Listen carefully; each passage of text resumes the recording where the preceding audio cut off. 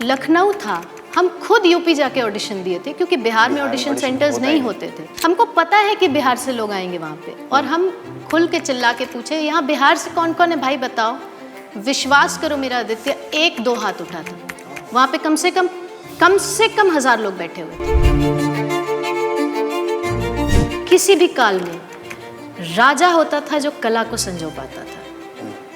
आम आदमी को कला में खर्चने का समय नहीं था, ना उसके पास पैसे थे। भोजपुरी सिनेमा का जब भी नाम आता है, भोजपुरी म्यूजिक का जब भी अब आज भी नाम आता है, गिने चुने कुछ गाने हैं, वरना जो आज भी आप बोल रहे हो कि आज भी भोजपुरी म्यूजिक का तो मजाक ही होता है। आपको क्या लगता है इस म्यूजिक को किस तरीके से सही किया जा सकता है?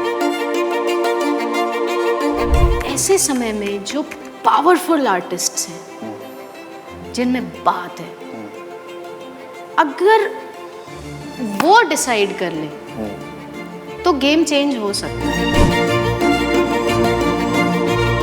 क्योंकि ऑडियंस अगर मेरे जैसे सिंगर को यूट्यूब पे या फेसबुक पे या इंस्टाग्राम पे इतना प्यार दे रही है, तो मतलब जगह तो बन रही